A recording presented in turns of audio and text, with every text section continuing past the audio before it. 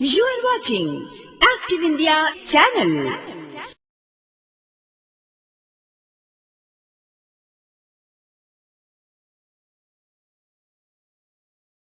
जिस नगेरे को लेकर आपके बीच आए हैं वो किसी भी परिचय के मोहताज नहीं है।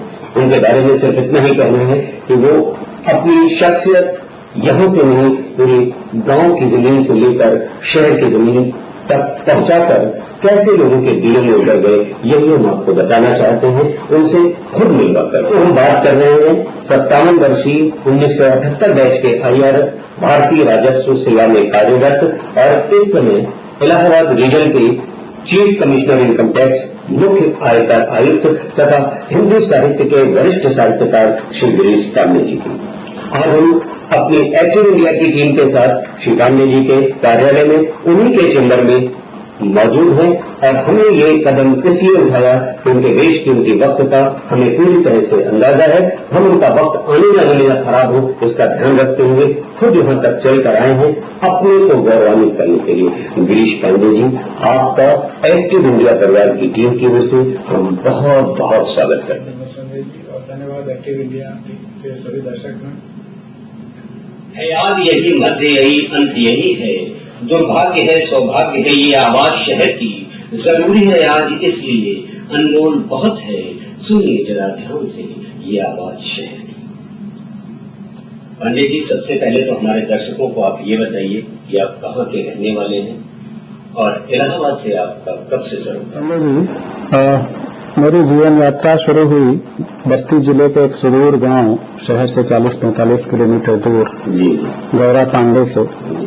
वहीं की बेसिक प्राइमरी पाठशाला से आम के पेड़ के नीचे पढ़ाई शुरू हुई क्योंकि उस स्कूल में अपनी बिल्डिंग नहीं थी और वहां से यात्रा शुरू करते करते इंटरमीडिएट गोरखपुर से किया। अब फिर इलाहाबाद से संपर्क शुरू हो गया। BSc और MSc यहीं इलाहाबाद यूनिवर्सिटी में पढ़ाई की।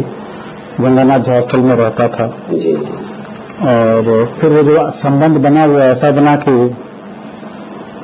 बाद में पोस्टिंग भी यहाँ एक बार 93 से 97 तक रही। मैं यहाँ एडिशनल कमिश्नर और ज्वाइंट कमिश्नर भी रहा और फिर अब दोबारा पोस्टिंग भी मिली और दोबारा आपके साथ हूँ।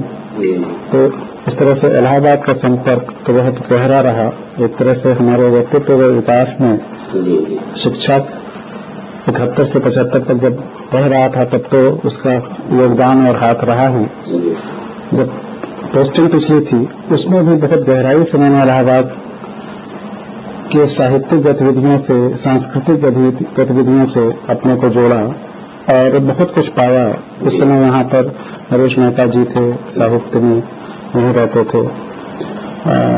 नर्मदेश्वर उपाध्याय जी थे, कैलाश गौतम थे, तो इनके साथ एक युग जिया है हमने इलाहाबाद। तो इलाहाबाद तो मेरे सांसों में है।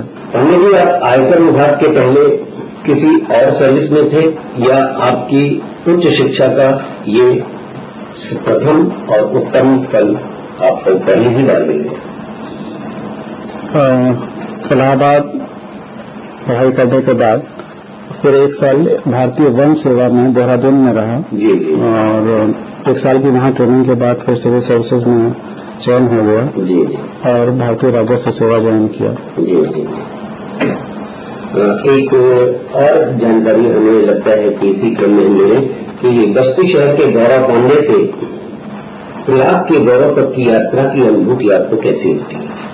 हमारे दर्शक को जानने के लिए मुझे लगता है उत्सुक है आपके मुंह से खुद वो सुने कि गांव से चलकर किसी शहर विशेष में आकर अपने कर्म के माध्यम से उस शहर का, उस प्रांत का, उस देश का गौरव बन जाना कहीं न कहीं आपके मट्टी को भी गौरवान्वित करती है। हम चाहते हैं कि आप इस पर अपनी अनुभूति कैसे महसूस की इस पर बताएं हमारे दर्शक।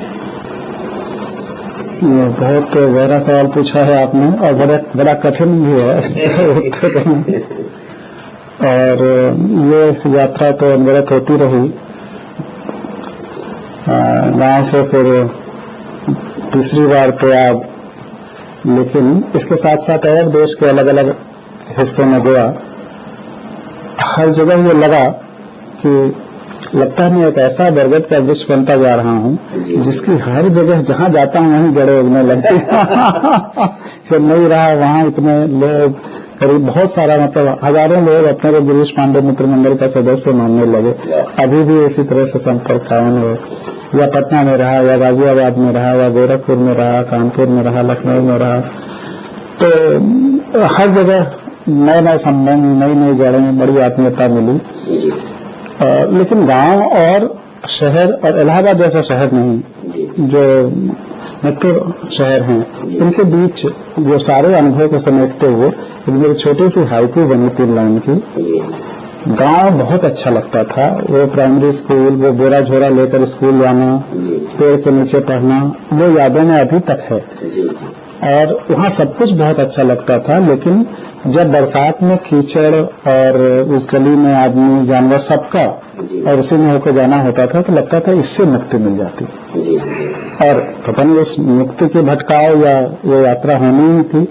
तो ये सारी यात्राओं के बाद जो, जैसा कि मैंने कहा कि जो निचोड़ा हुआ उस हाइकू में कि धरती की कीचड़ देख भागा, धरती की कीचड़ देख भागा, तो जहाँ पहुंचा वहाँ आकाश में कीचड़ था। क्या बात है। धरती की कीचड़ देख भागा, तो जहाँ पहुंचा वहाँ आकाश में कीचड़ था।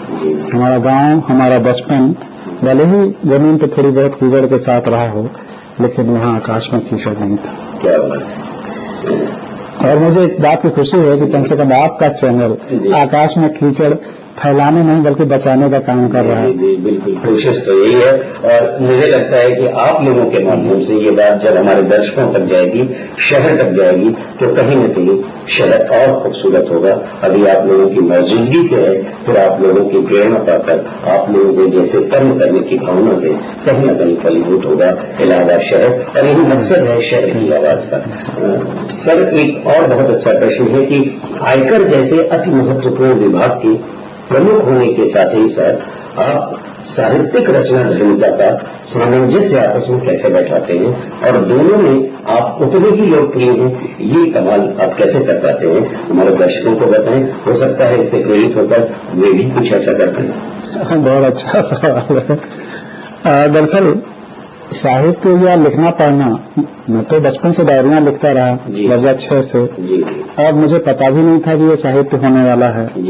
64 से 90 तक अपनी डायरियां लिख लिख के छिपाता रहा कि कहीं कोई देख न ले। 90 के बाद जब छिपाना मुश्किल हो गया तो लोगों ने पढ़ना शुरू किया, और एक तरह से वो बाहर आया, और लोगों ने कहा कि इसमें तो साहित्य है, दूसरों को एक काम की चीज भी है। तब वो मुझे लगा कि हाँ, ये साहित्य हो सकता है। बल्कि मेरा एक शेर ही है इस पर कि मैं तो डायरियां लिखता अनायास रहा, मुझे क्या पता कि ये उपन्यास रहा। मैं तो डायरियां लिखता अनायास रहा, मुझे क्या पता कि ये उपन्यास रहा। और जहाँ तक आपने वित्त विभाग की बात की कि मैं इसमें नौकरी करता हूँ और फिर कैसे तालमेल बैठाता हूँ, तो वित्त तो यहाँ लिखा ही हुआ है। अगर मैं काव्य लिखता हूँ तो कवित्व हो जाता। यहाँ वित्त तो लिखा ही हुआ है, मैं काव्य लिखता हूँ, मैं कुछ भी कोई अल्फाबेट लिखता हूँ, काव्य से शुरुआत करता हूँ, तो कवित्व अपने आप होता जाता है। फिर आपने ये जो बात कही कि सामंजस्य कैसे बैठाता हूँ, तो बचपन से मुझे लगता रहा है और कि संवेदना सबसे बड़ी ताकत होती है। जी। और अगर आप संवेदना के साथ कोई काम करते हैं तो इसमें सफलता ज्यादा मिलती है। ठीक है। अगर हम संवेदनशील होकर अपने दायित्वों का निर्वाह करते हैं, सबके जूते में अपना पैर रख रख के देख लेते हैं कि किसको हमारे किस एक्शन से क्या लगेगा और क्या जरूरी है, क्या बहुत जरूरी है, तो हमारे डिसीजंस भी सही होते हैं, हमारा काम भी अच्छा रहता है। जहां हमारे आसपास के लोग हैं उनमें भी सिनर्जी और कोऑपरेशन की फीलिंग रहती है।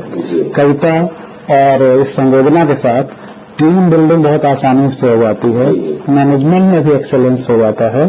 तो ये सारी चीजें जो कविता आखिर कुछ नहीं है, केवल संवेदना का प्रवाह है, आपसे संवेदनात्मक रूप से जोड़ने की कोशिश है। कोशिश यह है कि मेरी आत्मा की आवाज जो निकल रही है वो आपके आत्मा तक पहुंचे और आपके आत्मा की आवाज हम भी पहचानने की कोशिश करें। तो इस रूप में अगर इस माध्यम से हम काम भी अपना करते हैं तो उसमें सफलता दुगनी चौगुनी मिलती है। इसलिए अक्सर ऐसा हुआ है कि टैक्स कलेक्शन भी कहीं ज्यादा हो गया। जहां मैं पोस्ट गाजियाबाद जैसे शहर में भी मैं जिस साल रहा तो 50% के आसपास टैक्स कलेक्शन बढ़ गया। यहाँ भी इस साल हमारे पूरे रीजन में टैक्स कलेक्शन लगभग 50% पिछले साल से ज्यादा चल रहा है। जी जी। तो एक बात ये हो जाती होगी कि शहर की जनता जो है सीधे कहीं ना कहीं किसी न किसी रूप में आपसे अपने आप को जोड़ लेती है और उसे लगता है कि कम से कम आपकी दृष्टि में वो कहीं ना कहीं अपनी पहचान बनाने में कामयाब हो। इसलिए भी शायद ये कारण या ये हो कि टैक्स दे दो नहीं तो कविता सुना में आ जाएंगे। बिल्कुल ठीक बात है सर, बहुत अच्छी बात आप बता रहे हैं। और सर एक और बहुत जरूरी प्रश्न है हमारे शहर के लोगों के लिए और जो लोग भी ये प्रोग्राम देख रहे हैं उनके लिए कि ये section 80G, 80D, 12A, 35A ये क्या है और इसके क्या लाभ हैं और इससे किन्हीं लाभ मिलता है? सेक्शन 80G ये है कि अगर कोई व्यक्ति डोनेशन देता है जी तो उसको अपने इनकम से जी उस डोनेशन का कभी पूरा और कभी आधा हिस्सा जी टैक्स में कम करने का हक मिल जाता है। जी जी कुछ हैं जैसे प्राइम मिनिस्टर्स रिलीफ फंड या रेड क्रॉस रिलीफ फंड, उसमें ऐसे अप्रूव्ड फंड्स में देने से पूरा का पूरा इनकम से घट जाता है। जी और जो जनरल दूसरी संस्थाएं हैं अप्रूव्ड उनको देने से 50% इनकम में घटता है। जी 80D जो मेडिकल इंश्योरेंस का जो प्रीमियम दिया जाता है वो घटता है इनकम से। 12A संस्थाओं के लिए है, चैरिटेबल इंस्टीट्यूशंस के लिए है कि उनका जो इनकम है वो टैक्स फ्री हो जाता है। उसके लिए उनको कमिश्नर से सर्टिफिकेट लेना होता है। सेक्शन 35A और 35 ये इन्हीं चैरिटेबल इंस्टीट्यूशंस के लिए है। वो अगर ऐसे प्रोजेक्ट्स पे काम करते हैं जो नेशनल लेवल का है, नेशनल रिप्यूट का है, तो उसके लिए भी उन प्रोजेक्ट्स के लिए छूट मिलती है। लेकिन उसके लिए एक हाई पावर बॉडी है दिल्ली में वो देती है, वो कमिश्नर लेवल पे या चीफ कमिश्नर लेवल पे। स्वागत। ये पुरस्कार जो मिलते हैं चाहे वो नगद हो, राशि के तौर पर या सामान मिलते हैं, तो उन पुरस्कारों पर जो टैक्स लगता है उसका क्या प्रतिशत होता है?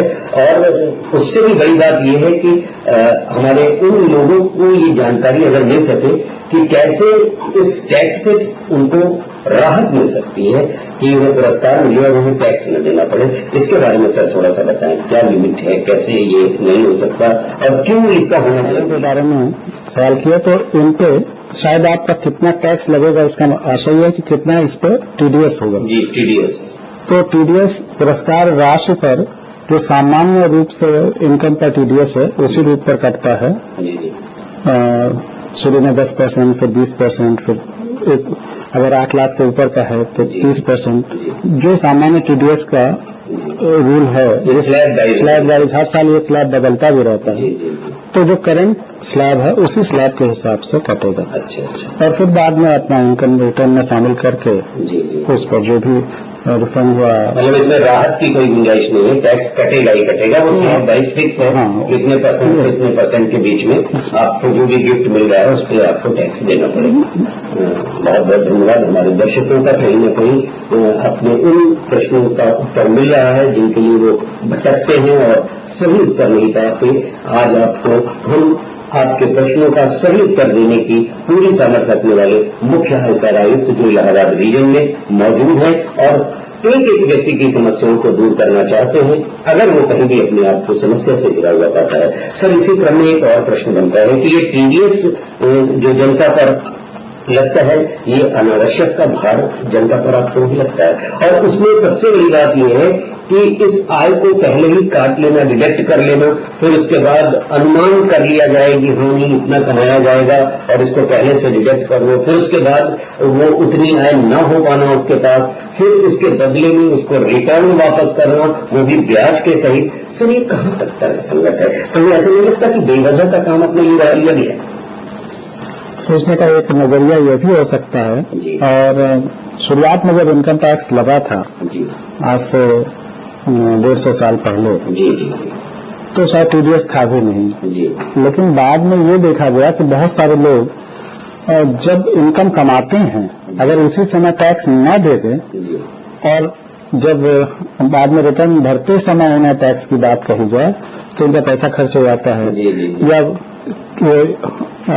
ज्यादा पिंच करता है जब बाद में लिया जाए, लेकिन जिस समय वो अर्न कर रहे होते हैं अगर उसी समय ले लिया जाए तो उतना पिंच नहीं करता, उतना कष्टदायक नहीं होता। जी। इसलिए ओवर द इयर्स पूरी दुनिया में टीडीएस का कॉन्सेप्ट आया कि एज यू अर्न, जैसे जैसे अर्न होता है वैसे वैसे पेमेंट किया जाए। जी अब जैसे हम ही लोग हैं, सैलरीड एम्प्लॉई हैं, हमारा ही ऐसा नहीं कि आखिर में ही सब कुछ कटता है, हर महीने थोड़ा थोड़ा टीडीएस कटता जाता है, सबका कटता है, चाहे सैलरीड एम्प्लॉई हो चाहे बिजनेस के हों। जी और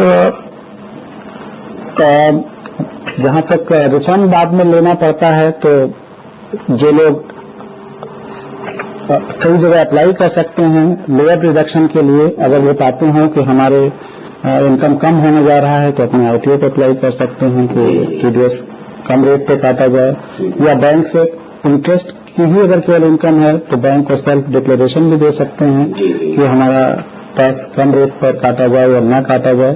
तो उसके अलग अलग फॉर्म्स, अलग अलग प्रोविजंस हैं, लेकिन जैसे जैसे अर्न किया जाए वैसे वैसे अगर टीडीएस होता रहे तो आसानी रहती है। रिफंड होने में पहले दिक्कतें थी डिपार्टमेंट में जब मैनुअल सब कुछ होता था, लेकिन अब तो बहुत हद तक चीजें मॉडर्न टेक्नोलॉजी के आने से कंप्यूटराइज हो गई हैं और जो लोग ई रिटर्न फाइल करते हैं उनका तो बहुत जल्दी बैंगलोर का जो हमारा सेंट्रल प्रोसेसिंग यूनिट है वहां से प्रोसेस होकर के और रिफंड महीनों में आ जाता है।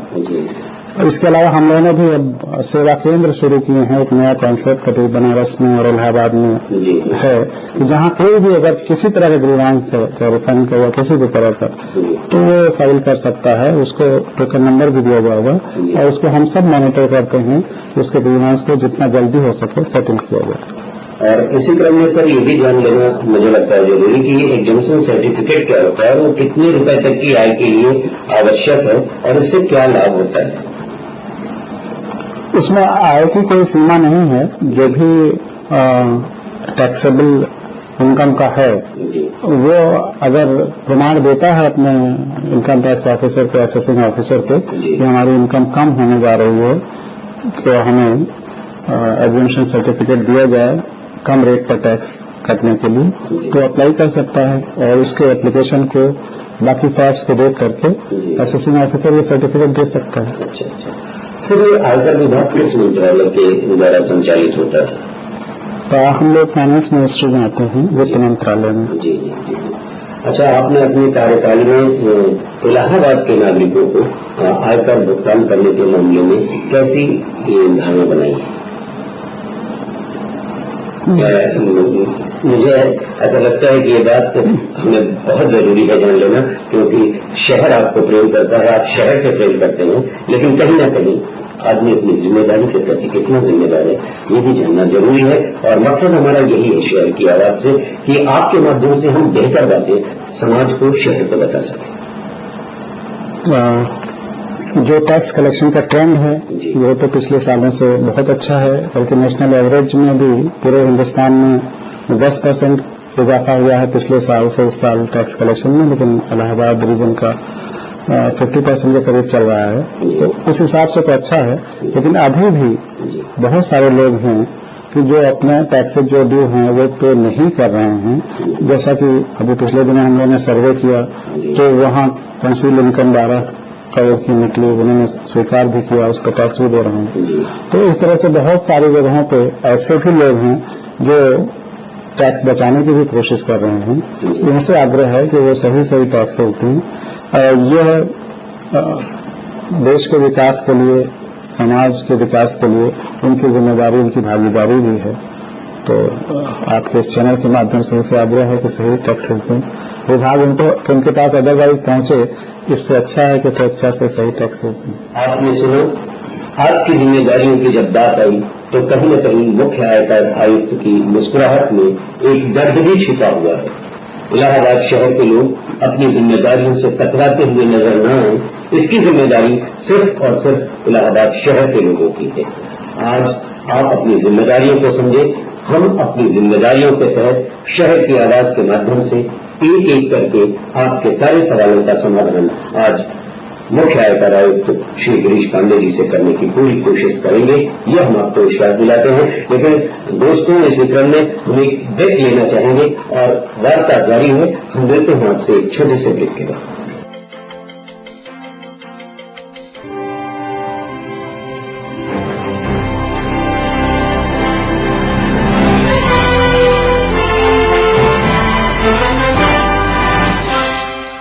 You are watching active India channel. नई सोच, नया जोश। शहर की चिकित्सा व्यवस्था, इलाज की संभावनाएं, समस्याएं और डॉक्टरी समाधान का ताना बाना लिए हुए पेश है हमारा special health program health care. स्वास्थ्य परिचर्चा की हर कड़ी में जहां होंगे हर बार एक नए विषय विशेषज्ञ, उनके अनुभव, सुझाव, समाधान। तो घर बैठे आप हो सकते हैं अपने स्वास्थ्य के प्रति जागरूक और सजग। जानेंगे क्यों और कितने फिट या अनफिट हैं आप। तो देखना न भूलें हमारे special health program health care हर शनिवार दोपहर 1:30 बजे और रिपीट टेलीकास्ट रविवार दोपहर 1:30 बजे। के बाद एक बार फिर शहर की आवाज में आप सभी का स्वागत है। अभी तक आपने सुना chief commissioner income tax Shri Girish Pandey ji को। दोस्तों, आइए अब आपको मिलवाते हैं उस व्यक्तित्व से जो साहित्य के क्षेत्र में खासा अपना महत्व रखते हैं, साहित्य के प्रश्नों पर एक सशक्त हस्ताक्षर के रूप में जाने और पहचाने जाते हैं, जिन्हें सुनाई पड़ती है किसानों की तकलीफ, जिन्हें दिखाई पड़ती है हैंड पाइप से चलाए जाने वाले हाथों में गट्ठे, और जिन्हें समझ में आता है कि हर हाल में आदमी को अधीर नहीं होना चाहिए और अगर वो धीरज रख सकता है तो उसे सफलता जरूर मिलेगी। इसी सब बातों पर हम अब साहित्यकार के रूप में श्री गिरीश पांडे जी से बात करना चाहते हैं। और पांडे जी, सबसे पहले ये जानना चाहते हैं कि सृष्टि में साहित्य सर्वोत्तम उपहार है, मैं ऐसा मानता हूं, आप क्या कहेंगे इस विषय में? साहित्य सृष्टि का श्रेष्ठतम उपहार है। इसको इस अर्थ में स्वीकार किया जा सकता है जी कि सृष्टि का श्रेष्ठतम उपहार तो जीवन है, जी प्रकृति है जी। और अगर साहित्य उससे जुड़ा हुआ है तो वह भी उसका श्रेष्ठतम उपहार बन जाता है। और अगर उससे नहीं जुड़ा है तो फिर ये प्रश्न चिन्ह लग जाएगा कि क्या वो श्रेष्ठतम उपहार हो या नहीं। जी। इसी क्रम में एक बहुत जरूरी प्रश्न है जो मुझे लगता है आपसे करना चाहिए, और वो ये कि आपकी अपनी जो जन्मभूमि है बस्ती में हिंदी साहित्य के मूलभूत साहित्यकारों को खासा जन्मा है। ये ऐतिहासिक रूप से, प्रामाणिक रूप से सबने जाना और देखा है, लेकिन ये मेरा इत्तेफाक है, मेरा सौभाग्य है कि मुझे इस विषय पर आपसे बात करने का अवसर मिल पाया है। आचार्य रामचंद्र शुक्ल, डॉक्टर लक्ष्मी नारायण लाल, सर्वेश्वर दयाल सक्सेना और वर्तमान में वयोवृद्ध कवि बाल सोम गौतम, संजय द्विवेदी और अष्टभुजा शुक्ला, शायर सलीम बस्ती अजय जी और खुद आप। ये बस्ती की जो जमीन है कहीं न कहीं साहित्यिक मामले में साहित्यकारों को जन्म देने में काफी उर्वरा है। ये बात कहना असंगत तो नहीं, मुझे लगता है इस विषय पर आप थोड़ी सी बात जरूर बताएं। बस्ती ही क्यों, मुझे लगता है कि ये पूरी गंगा जमुनी नहीं, बस्ती तो है, इसलिए बात कहनी रहती है। इलाहाबाद में क्या कम है, क्या साहित्यकार, या किसी भी जिले को आप ले लीजिए, आजमगढ़ ले लीजिए, गोरखपुर ले लीजिए, यहाँ भी ले लीजिए, लखनऊ ले लीजिए, हर जगह उसी तरह से साहित्यकार उग रहे हैं, पनप रहे हैं। जैसा कि मुझे तो किसी क्षेत्र हरीश चंद्र जी वाली की बस्ती को कहूँ, आपको कहूँ जा, वो एक्सट्रीम भी नहीं सही है और ये एक्सट्रीम भी ठीक था कि और हम माने कि साहित्यकार बस्ती में थी। ये सारी परिस्थितियां और उसका प्रतिनिधित्व इतनी अच्छी तरीके से पूरे देश दुनिया में आप लोग कर रहे हैं, तो कहीं न कहीं मुझे लगता है कि काफी हो रहा है वो जमीन जहां से आप जैसी विभूति सामने आकर उन परंपराओं का निर्वाह कर रहे हैं। और मुझे दर्शकों को ये बताना है, देखिए जब भी आदमी की जमीन से जुड़कर उसकी प्रशंसा की बात होती है तो ऐसे ही मुस्कुराकर, सिर्फ मुस्कुराहट से ही जवाब दे जाते हैं, उन्हें शब्दों में पिरोना इनकी अपनी जरूरत में नहीं आता है। आप इनकी मुस्कुराहट के दायरे में आकर समझे ये क्या कहना चाहते हैं। जब भी आदमी, मैं जितना बस्ती का हूँ, मैं इलाहाबाद का हूँ, उतना ही किसी भी शहर का हूँ। सीधी सीधी बात शहर की आवाज के माध्यम से पांडे जी ये बताना चाहते हैं कि अब मैं बस्ती का हूँ, मैं अब मैं शहर इलाहाबाद का हूँ, अब मैं पूरी तरह से राष्ट्र का हूँ, राष्ट्र के लिए हूँ, और अगर हो सका तो मैं राष्ट्र के लिए जहाँ जैसे भी बेहतर कर पाऊँ संवेदनशील धरातल पर मैं वो करता रहूंगा, शब्दों को रचता रहूंगा, किताबें अपने आप तैयार होती रहेंगी, लोग पढ़ते रहेंगे और लाभान्वित होते रहेंगे। राष्ट्र बस्ती का भी हूँ, इलाहाबाद का भी हूँ, यूपी का भी हूँ, राष्ट्र का भी हूँ और धरती का भी हूँ। अभी हमें कहीं न कहीं हमारा राष्ट्र धरती से न के अंदर एक है अंश, तो हमें धरती से भी जोड़ना है। सर, इसी क्रम में आप एक और बहुत मुझे लगता है आवश्यक बात है जो मुझे कर लेनी चाहिए कि अब तक आपने अपने, जो आप कह रहे थे कि आपने सिर्फ डायरियां लिखी और वो बाद में पता लगा कि वो उपन्यास बन गया, साहित्य से उसको जोड़ लिया गया, परंतु मूलतः वो है तो साहित्य ही। आपने अब तक कितनी किताबें लिखी हैं, पुस्तकें लिखी हैं? हमारे दर्शकों को ये बात अगर आपके हवाले से पता लगे तो बेहतर है। 10 किताबें जी मेरे द्वारा तैयार हुई, जी, जिसमें से 5 कविता संग्रह, 1 गजल संग्रह जी और 2 व्यंग्य के, जी 1 शिक्षा व्यवस्था पर, जी 1 अंग्रेजी का उपन्यास, और जो लेकिन ट्रांसलेट होकर के अनुवाद के माध्यम से जी हमारी रचनाओं का, किताबों का जो परिवार और नंबर है वो बढ़ता जा रहा है। जी जैसे शिक्षा का जो किताब पहले हिंदी में आई, तख्ती के अक्षर, जी वो लोगों ने बहुत पसंद किया, तो अंग्रेजी में उसका ट्रांसलेशन हुआ होलिस्टिक एजुकेशन के नाम से, उर्दू में तख्ती के हरूफ के नाम से, जी 1 कविता संग्रह का तमिल में ट्रांसलेशन हुआ, शिक्षा वाली किताब का गुजराती में, तमिल में ट्रांसलेशन हो रहा है, कन्नड़ में ट्रांसलेशन रेडी है। तो इस तरह से चीजें फैलती जा रही हैं। 2 व्यंग्य संग्रह जो हैं उनको मिला करके फिर उसका उर्दू में ट्रांसलेशन रेडी है, जल्दी ही आने वाला है। अंग्रेजी के उपन्यास का भी हिंदी में ट्रांसलेशन लगभग रेडी है और आने वाला है। तो चीजें अपने आप, जो जिसको जो चीज अच्छी लगती है फिर उसको और आगे बढ़ाने की कोशिश करता है और इस तरह से बढ़ता जा रहा है। ये इलाहाबाद विश्वविद्यालय के पुरातन छात्र गिरीश पांडे, इलाहाबाद रीजन के मुख्य आयकर आयुक्त गिरीश पांडे और वरिष्ठ साहित्यकार गिरीश पांडे के बीच में इलाहाबाद का अतीत, इलाहाबाद का वर्तमान और इलाहाबाद का भविष्य कैसा दिखता है गिरीश पांडे? अभी मैं कल परसों ही अपने डायरियों में लिख रहा था जी कि हम जिससे भी इंटरैक्ट करते हैं, जी जिस एज में करते हैं पहली बार, जी जी शायद बात के इंटरेक्शंस में एज वहीं थम जाती है। जी तो अगर इलाहाबाद यूनिवर्सिटी से मेरा पहला इंटरेक्शन 71 में एक 16-17 साल के बच्चे के रूप में हुआ, ठीक है, तो मेरा इलाहाबाद यूनिवर्सिटी या इलाहाबाद शहर से इंटरेक्शन अभी भी उसी दृष्टि पे बना हुआ है। मैं वैसा ही हूँ, मुझे कोई परिवर्तन नहीं लगता। मैं अभी भी यहाँ एक नन्हा बच्चा ही अपने को महसूस करता हूँ। क्या बात है। तो आपसे जो चाहिए था कि आप उससे संतुष्ट हैं कि इलाहाबाद शहर को आपको देखा रहे हैं? मैं तो पूरी तरह से संतुष्ट हूँ। बहुत अच्छी बात है।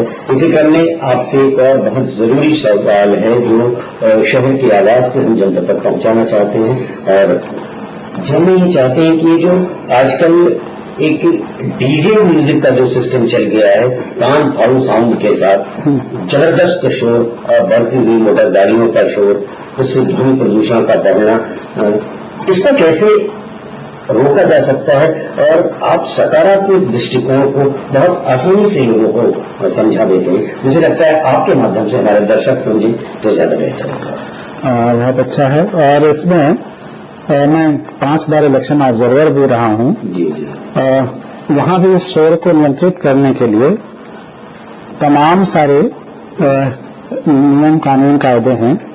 हम जब इलेक्शन टाइम में 10 बजे के बाद माइक न बजे, माइक जब भी घर पे लगे ये परमिशन से लगे, ये सब ऐसा नहीं कि इलेक्शन टाइम में कोई अलग से नियम कानून आ जाता है।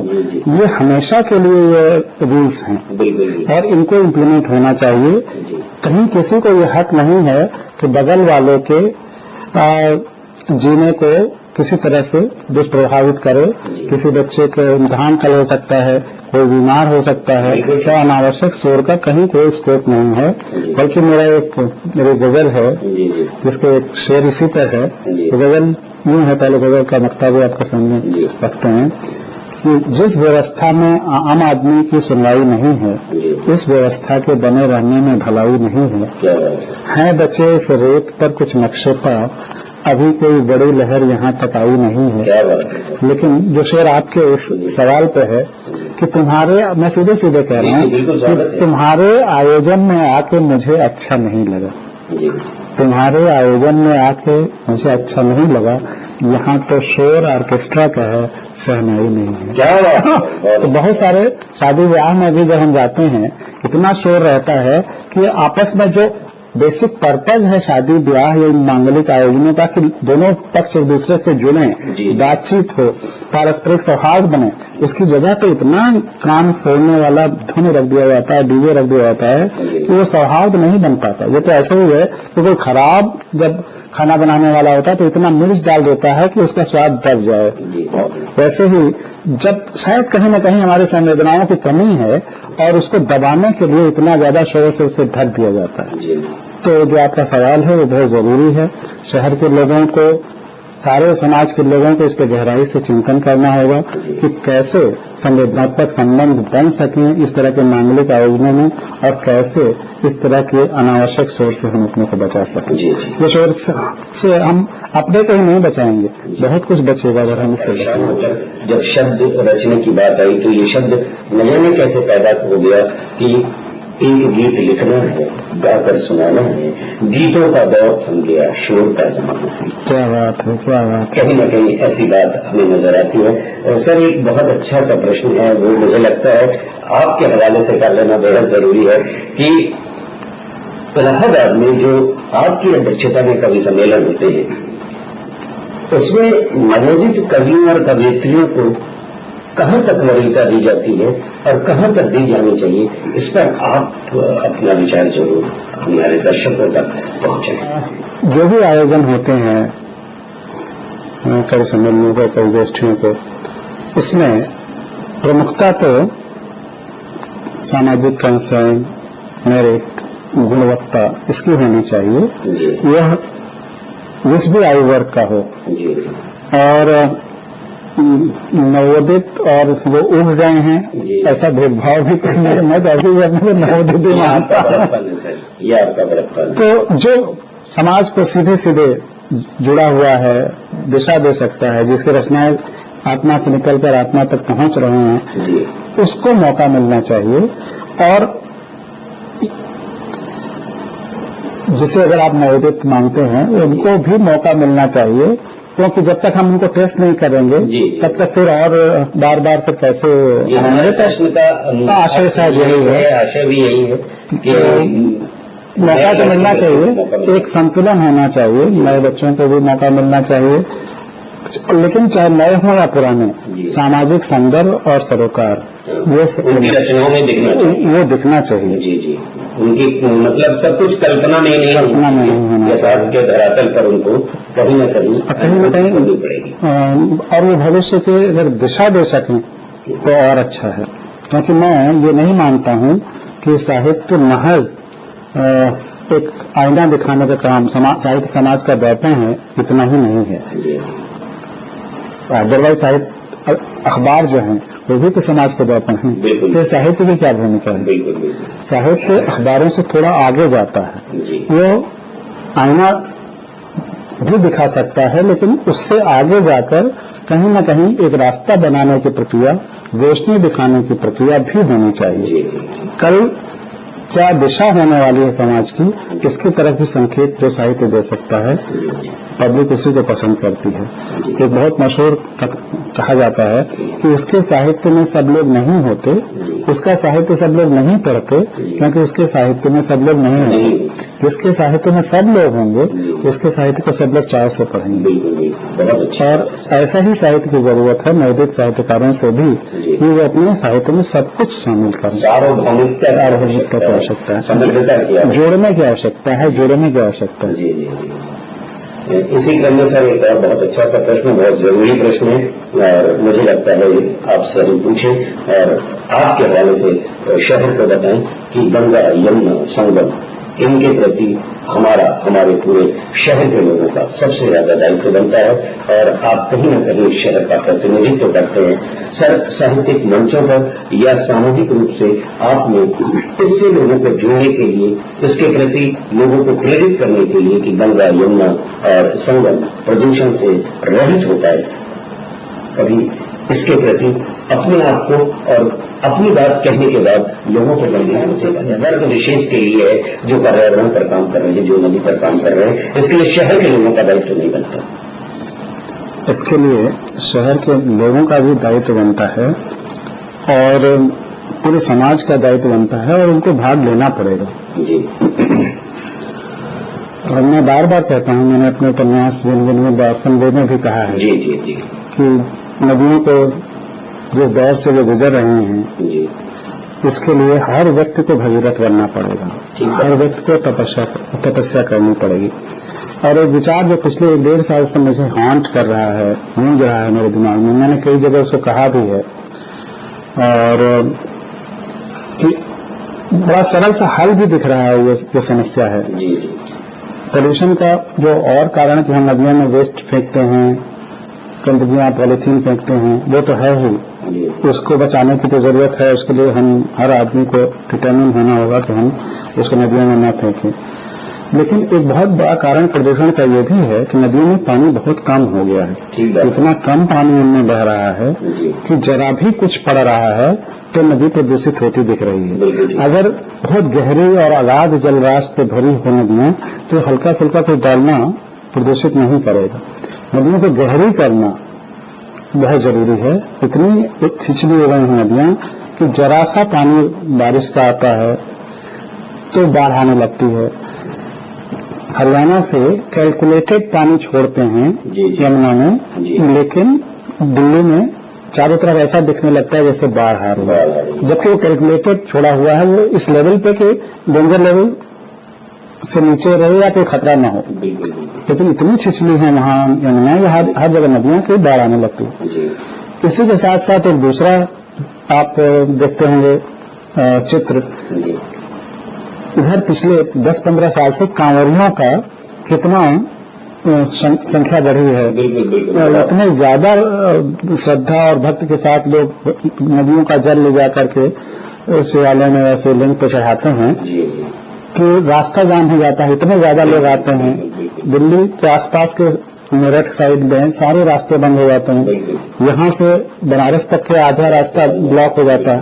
तो इतनी ज्यादा एक तरफ श्रद्धा है, ऊर्जा है, कुछ करने का जज्बा है, इतनी यात्रा करते हैं, और दूसरे तरफ नदियों में इतना ज्यादा छिछली हो गई हैं कि जरा भी पानी अब नहीं रह गया है बहते समय, रिटेन करने की कोई क्षमता नहीं, सबका सब बह करके नदियों में चला जाता है, समुद्र में चला जाता है।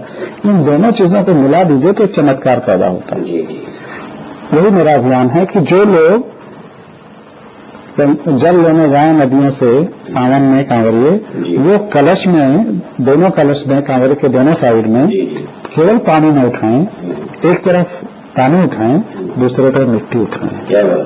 अगर करोड़ों लोग लगातार कई साल नदियों के बेड से एक एक कलश मिट्टी उठाएंगे तो बहुत जल्दी नदियां गहरी हो जाएंगी और इस आपकी समस्या का एक अनूठा समाधान निकलेगा। और इसको कोई नई बात मैं नहीं कह रहा हूं मिट्टी लाने का।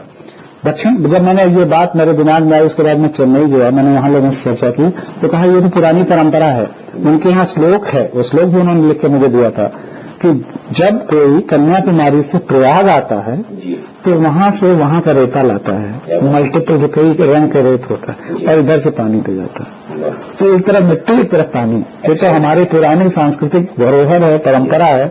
उसको अब एक समस्या के निदान के रूप में यहाँ अपनाना बहुत जरूरी है। तो आपके चैनल के माध्यम से मैं ये सारे इलाहाबाद और पूरे समाज के लोगों को या आग्रह करता हूँ कि आगे जब वो कांवर उठाएं तो हमेशा एक तरफ पानी और एक तरफ मिट्टी लें और अगले सावन में मैं इसकी शुरुआत करने के लिए क्या बात है, आपको बताइए। आप वही वाली बात की, गुड़ खाने के लिए अगर किसी को मना करना है तो पहले गुड़ छोड़ना होगा, और आप तो गुणों से भरपूर हैं, और एक और गुण अपने अंदर आप समाहित करना चाहते हैं, आप खुद करना चाहते हैं, इसके लिए आपको बधाई। कहीं न कहीं हमारे दर्शक आपसे बहुत प्रेरित हो रहे हैं, आपसे उन्हें वो सीख मिल रही है जो वाकई शहर की आवाज के माध्यम से हम शहर को देना चाहते हैं। इसी क्रम में हमें ये बात भी बतानी है, अपनी नदियों पर इतनी अच्छी बात बताई है। निराला का शहर है, निराला के शहर में निराला की ये पंक्ति हमें दोहरानी पड़ेगी, हमें उठानी पड़ेगी। उन्होंने लिखा है, बहने तो रोक टोक से नहीं रुकी है यौन मत की बाढ़ नदी की। जब हम प्रवाह रोक देंगे तो ये कहीं भी वाह वाह की नहीं, सिर्फ आह की आवाज सुनाई पड़ेगी। उस आह से बचना होगा, प्रवाह को प्रवाहित होते रहने देना होगा, और इसके लिए सिर्फ और सिर्फ शहर के लोगों की, नदी के आसपास के लोगों की, नदी से सरोकार रखने वाले लोगों की बहुत बड़ी जिम्मेदारी बनती है। इस क्रम में सर एक बहुत अच्छा सा सवाल है, और वो सवाल कुछ ऐसा है कि सर बहुत बातें हमने आपसे की, बहुत से प्रश्न हमने आपके पास रखे, सारे उत्तर आपने हमारे दर्शकों तक बहुत ही सलीके से और बहुत ही आवश्यक समझ के दिए। लेकिन सर अब मुझे लगता है कि मुझे एक साहित्यकार के रूप में आपको आपकी कुछ रचनाओं के माध्यम से अपने दर्शकों को सुना पाता और बेहतर होता। आप अपनी कुछ कविताएं जो आप उचित समझते हो, कुछ शेर जो आप उचित समझते हो, हमारे दर्शकों तक जरूर पहुंचाएं। आपका स्वागत है। एक कविता जो आपको कई बार आप कह चुके हैं कि आपको बहुत अच्छी लगती है, कहीं न कहीं बहुत तो वही दर्शकों के सामने सबसे पहले रखते हैं। मेरी संवेदनाएं, जी संवेदनाओं की यात्रा देखिए। जब मैं केंचुआ था, लोगों ने मेरे टुकड़े टुकड़े कर दिए। जी जब मैं पक्षी था, लोगों ने गुलेल चलाकर घायल कर दिया। जी जब मैं फूल था, लोगों ने तोड़ लिया। जब मैं पेड़ था, लोगों ने काट डाला। जब मैं पशु था, लोगों ने कैद कर लिया। और जब मैं नन्हा बच्चा था, लोगों ने चुप करा दिया। थक हार कर लुढ़कते लुढ़कते जब मैं पत्थर बन गया, आश्चर्य कब मेरी पूजा करने लगा। क्या बात है। थक हार कर लुढ़कते लुढ़कते जब मैं पत्थर बन गया, आश्चर्य लोग मेरी पूजा करने लगे। और चूंकि आपने विभाग की भी चर्चा की, साहित्य की भी चर्चा की, तो दो मुक्तक देखिए। जी जी स्वागत है। कि शायरी का एक मुहारा हूँ मैं, भीड़ का कोई पत्ता हरा हूँ मैं। क्या बात है। शायरी का एक मुहारा हूँ मैं, भीड़ का कोई पत्ता हरा हूँ मैं। अजनबी न बनो ऐ दोस्त मेरे, तेरे आईने के अंदर का चेहरा हूँ मैं। बहुत अच्छा, बहुत अजनबी न बनो ऐ दोस्त मेरे, तेरे आईने के अंदर का चेहरा हूँ मैं। और जो आरोप सरकार पर लगते हैं, फिर वो हम पे भी लगना लाजमी है, स्वाभाविक है। तो उसके लिए ये मुक्तक देखिए कि तुम कहोगे सुबह का कोहरा हूँ मैं, तुम कहोगे सुबह का कोहरा हूँ मैं। आज की आवाज से बहरा हूँ मैं। क्या बात। तुम कहोगे सुबह का कोहरा हूँ मैं, आज की आवाज से बहरा हूँ मैं। देखो मुझे फिर से ध्यान से देखो, देखो मुझे फिर से ध्यान से देखो।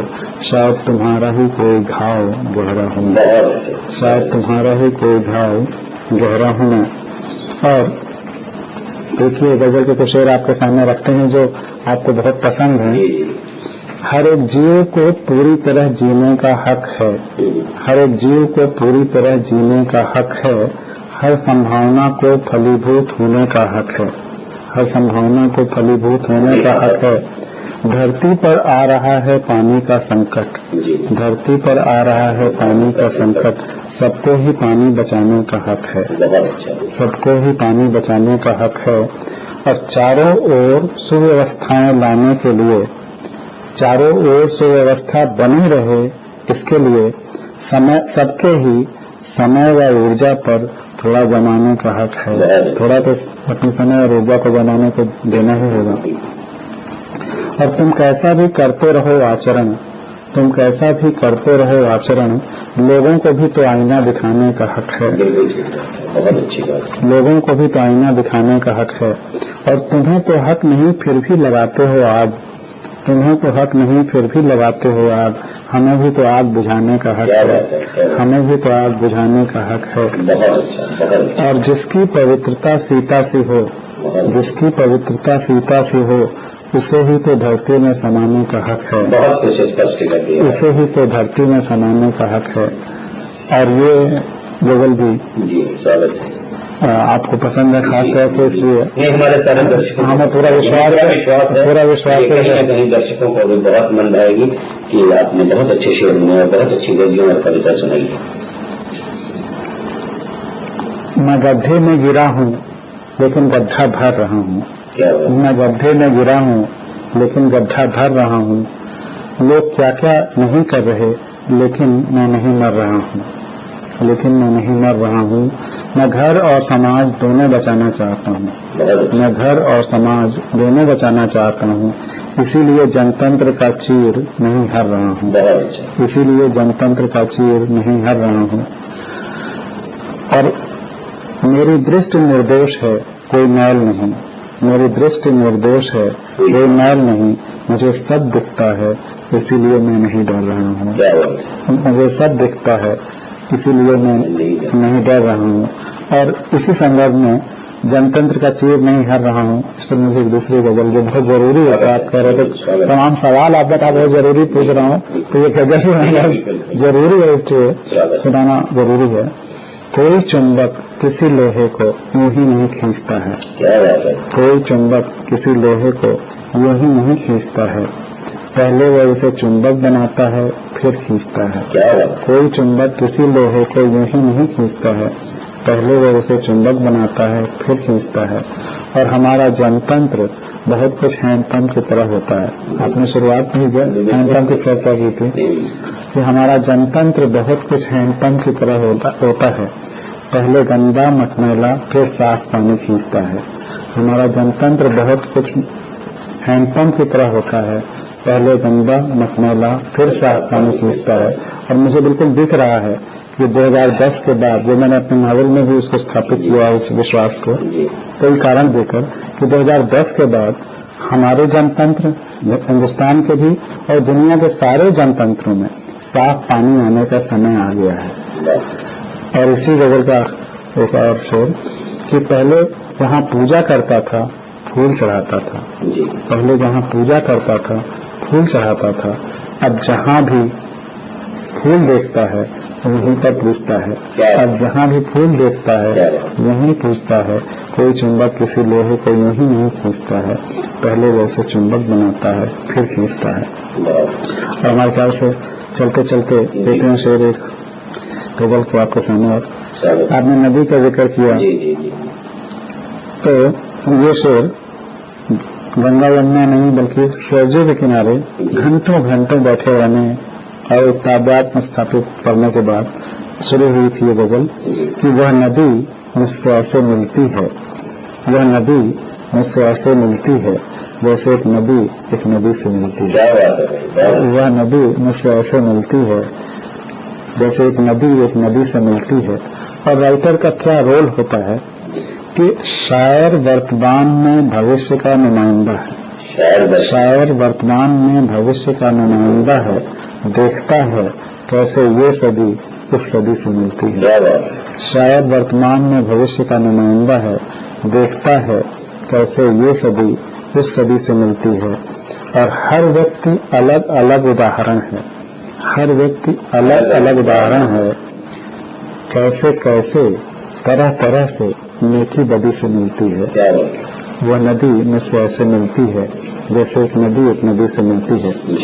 और मेरी रचनाएं या खास करके गजलें या मेरा साहित्य क्या है, मैं उसको किस रूप में लेता हूँ। अगर आप कहें तो 3-4 आवश्यक है, बिल्कुल आवश्यक है ये जानना। आंसुओं का जल है मेरी गजल, आंसुओं का जल है मेरी गजल, खुदा का फजल है मेरी गजल, खुदा का फजल है मेरी गजल। माँ बच्चों के लिए रखती है तमाम उपवास, माँ बच्चों के लिए रखती है तमाम उपवास, वही व्रत निराजल है मेरी गजल। माँ बच्चों के लिए रखती है तमाम उपवास, वही व्रत निराजल है मेरी गजल। और सबकी, मैं मानता हूं कि हर व्यक्ति अच्छा है, अगर बुरा दिख भी रहा है तो इसका मतलब कि ये संवेदनाएं और भावनाएं उसकी कहीं गहरे चली गई हैं, एक पपड़ी ऊपर जम गई है। अगर हम वहां तक पहुंच सकें गहराई में तो हर व्यक्ति की अच्छाई हम ढूंढ ला सकते हैं। तो सबकी गहरी भावनाएं भी निकाल लाती है, सबकी गहरी भावनाएं भी निकाल लाती है। भावनाओं का नल है मेरी गजल, भावनाओं का नल है मेरी गजल। और संवेदनाएं यहाँ अपने आप उगती फैलती हैं, संवेदनाएं यहाँ अपने आप उगती फैलती हैं। संवेदनाओं की फसल है मेरी गजल, संवेदनाओं की फसल है मेरी गजल। और जो जमीन पर शायरी लिखता है दिन रात, जो जमीन पर शायरी लिखता है दिन रात, भोले किसान का हल है मेरी गजल, भोले किसान का हल है मेरी गजल। और मेरे शीर्षक ही है इस गजल संग्रह का अनुशासित इनकलाब। ये पॉजिटिव परिवर्तन आगे आने वाला है, 2010 के बाद अच्छा समय आने वाला है। तो अनुशासित इनकलाब आने को है जल्द ही, अनुशासित इनकलाब आने को है जल्द ही। इसकी सैनिक अटल है मेरी गजल, इसकी सैनिक अटल है मेरी गजल। और आखिरी, कुछ लोग कहते हैं कि आपके शेरों में वजन कम ज्यादा है, या एक गजल में ढेर सारे शेर आपने रख दिए हैं। कुछ लोगों ने कहा कि ये गजल नहीं जंगल है, क्योंकि जंगल में इतने शेर होते हैं। तो आखिर शेर कि इसे सब अलग अलग नाम से पुकारते हैं, इसे सब अलग अलग नाम से पुकारते हैं। कोई कविता कहे या जंगल है मेरी गजल, इसे सब अलग अलग नाम से पुकारते हैं। कोई कविता कहे या जंगल। से प्रश्न करना चाहते हैं कि हमारी एक्टिव इंडिया टीम की ये कोशिश जो शहर की आवाज के माध्यम से शहर तक पहुंचने की है, इसके बारे में आपकी क्या राय है? आप कुछ अगर कहना चाहें तो स्वागत है।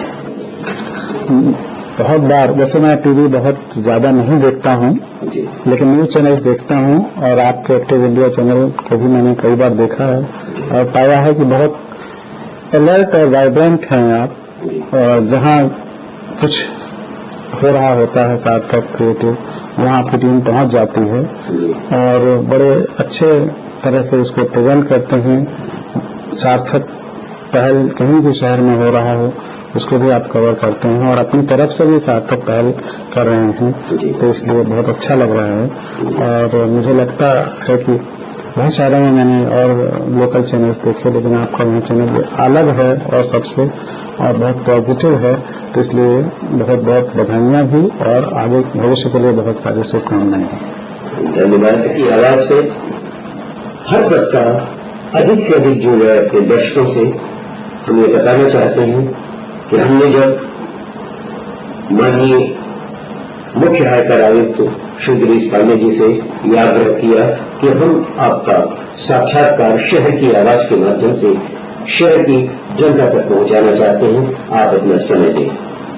बिल्कुल सच है साथियों कि सर के पास समय नहीं था, परंतु इन्होंने जब एक्टिव इंडिया का मकसद समझा, उसका उद्देश्य जाना, तो उन्हें लगा कि इनके जीवन का भी तो यही मकसद है, यही उद्देश्य है, पहले ये होना चाहिए, बाकी बात बाद में हो जाएगी, बाकी काम बाद में कर लेंगे। सर, इसके लिए भी हम आपका आभार व्यक्त करते हैं। आपने प्राथमिक तौर पर एक्टिव इंडिया को आमंत्रित किया, उसके आग्रह को स्वीकार किया।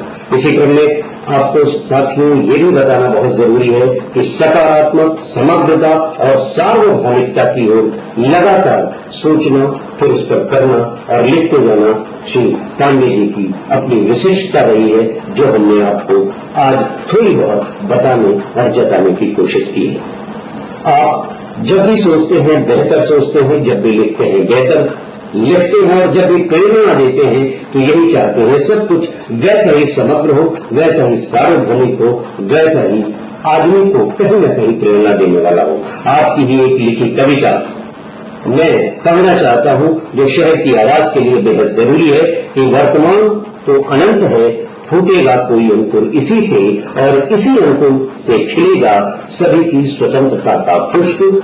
आवाहन है सबका कि तत्पर हो आत्मसात करने के लिए असली स्वतंत्रता तो उसके संघर्ष का अर्थ कि बदले समाज का चेहरा। जी हाँ साथियों, ठीक यही मकसद है शहर की आवाज का, यही ख्वाब है एक्टिव इंडिया टीवी का और मुसलसल यही कोशिश करता रहेगा आपका टीवी दोस्त संजय प्रसाद की। निष्पांडे जी, आपका बहुत बहुत धन्यवाद कि आपने हमारे आग्रह को स्वीकार किया और आपने शहर की आवाज बनकर शहर की आवाम को बेहतर का बेहतर होने का रास्ता सुझाया और उनको बताया कि बेहतर होने के लिए क्या करना पड़ता है, किन किन रास्तों से गुजरना पड़ता है और अंत में तब आपके लिए वो लिखा शेर आज सच साबित होता है कि खुदी को कर बुलंद इतना कि हर तब्दील से पहले खुदा बंदे से खुद पूछे बता तेरी रजा क्या है। आपको बहुत बहुत बधाई देते हुए हम ये जरूर चाहेंगे कि जब जब आपको अवसर मिले आप हमारे इस मिशन की बात, हमारे इस कोशिश की बात जरूर करें, क्योंकि बहुत जरूरी है आप जैसे लोगों का प्रतिनिधित्व युवाओं को मिलना, शहर को मिलना। आपने एक्टिव इंडिया को अवसर दिया, इसके लिए हम एक्टिव इंडिया की उस सारी टीम के साथ आपका आभार व्यक्त करते हैं जिन्होंने यहां आकर आपके साक्षात्कार को हमारे शहर की जनता तक पहुंचाने की अहम जिम्मेदारी को निभाया। धन्यवाद। बहुत बहुत धन्यवाद। चलते चलते मैं एक फिर शेर कहना चाहूंगा। स्वागत है। जो एक्टिव इंडिया का भी मिशन है और हमारा भी, कि जुगनुओं को ढूंढ जोड़कर सूरज बनाना है, जुगनुओं को ढूंढ जोड़कर सूरज बनाना है, हर हाल में इस देश धरा को जगमगाना है, हर हाल में इस देश धरा को जगमगाना है। साथियों, अगले हफ्ते इसी समय हम आपसे फिर मिलेंगे शहर की आवाज कार्यक्रम में एक नए मेहमान को लेकर। और हमारा आपसे यह आग्रह है कि हमारे जो दर्शक आए दिन अपनी समस्याओं से समाधान नहीं पा रहे हैं, शहर की आवाज देखें, उन्हें कहीं न कहीं समाधान मिलेगा, क्योंकि हम जिन्हें लेकर आते हैं वो अपने आप में समाधान है। यही हम कह सकते हैं, यही आपको बता सकते हैं और आपसे ये भी एक आग्रह कर रहे हैं कि आपको हमारा ये कार्यक्रम शहर की आवाज कैसा लगता है आप हमारे पते पर लिखकर देख सकते हैं। आपके पत्रों का वो इंतजार रहेगा। धन्यवाद। और अब आप अपने टीवी दोस्त संजय प्रसाद को दीजिए इजाजत। हम फिर मिलेंगे आपसे अगले हफ्ते। नमस्कार।